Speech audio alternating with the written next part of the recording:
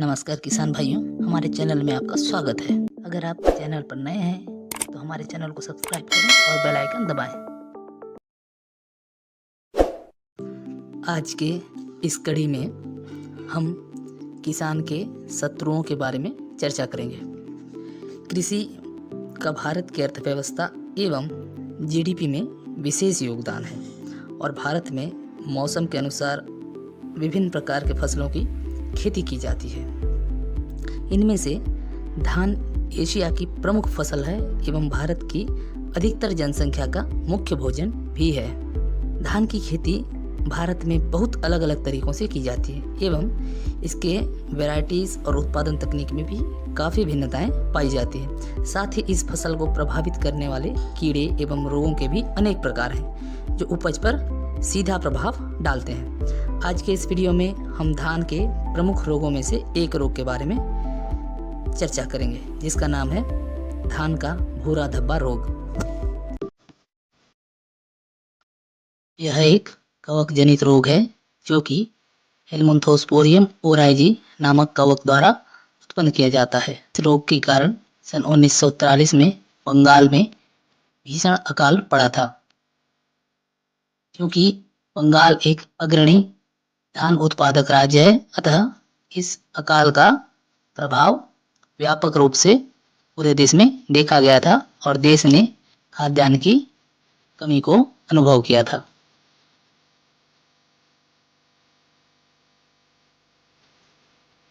अब इस रोग के लक्षण के बारे में बात करते हैं।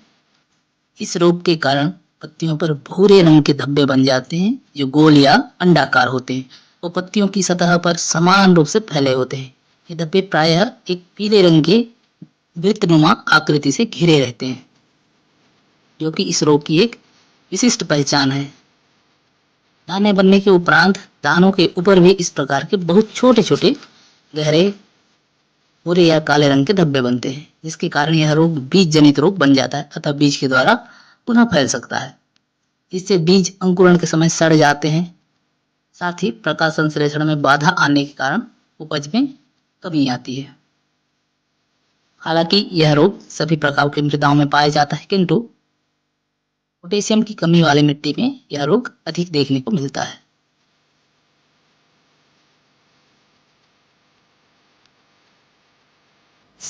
रोग के उपचार के बारे में बात करें तो पहला कि रोग बीज जनित है, अतः हमेशा रोग मुक्त बीज का चयन करें।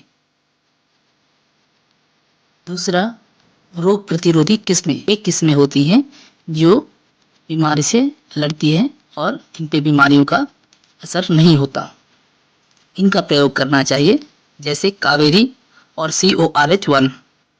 साथ ही रोग सहनशील किस्में जो कि इन किस्मों पर रोग का प्रभाव होता तो है किंतु उपज पर अधिक प्रभाव नहीं पड़ता है, जैसे इंदिरा सुगंधित धान 1 का प्रयोग किया जा सकता है। तीसरा उपचार है पोषक तत्वों का सही एवं उचित अनुपात में प्रयोग करना। धान के लिए पोषक तत्वों का अनुपात 100, 60, 40 नाइट्रोजन, फास्फोरस, पोटेशियम और 25 किलो जिंक प्रति हेक्टेयर विशेषज्ञों द्वारा निर्धारित है, जो कि क्षेत्र के आधार पर अलग अलग हो सकता है। इसके साथ ही जैविक खाद जैसे गोबर की खाद या केंचुआ खाद आदि का प्रयोग करके भी रोग की उग्रता से निजात पाया जा सकता है। रासायनिक उपचार की बात करें तो बीज बुआई से पहले प्रति 1 किलोग्राम बीज को 2 ग्राम कैप्टान या थायरम से उपचारित करें। क्योंकि यह रोग बीज जनित है, अतः बीज उपचार का लाभ अवश्य ही मिलेगा। अगला उपचार रासायनिक उपचार में अगर खड़ी फसल पर रोग का प्रकोप हो तो मैनकोजेब को 2.5 ग्राम प्रति लीटर पानी में अथवा नाटिवो को 4 ग्राम प्रति लीटर पानी में घोलकर सुबह अथवा शाम को छिड़काव करना चाहिए। छिड़काव करते समय हवा की दिशा को विशेष ध्यान रखना चाहिए।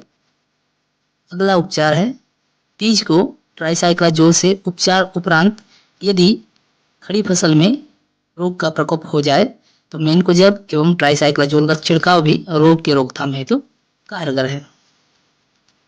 तो सभी किसान बंधु इन उपायों को अपनाकर रोग मुक्त खेती कर सकते हैं। अगले वीडियो में फिर हाजिर होंगे खेती के किसी नए विषय के साथ। तब तक के लिए धन्यवाद। अगर वीडियो पसंद आया तो लाइक, शेयर और कमेंट कर दें। अब होगी खेती की बात डॉक्टर एग्रीको के साथ। डॉक्टर एग्रीको, पौधों का डॉक्टर।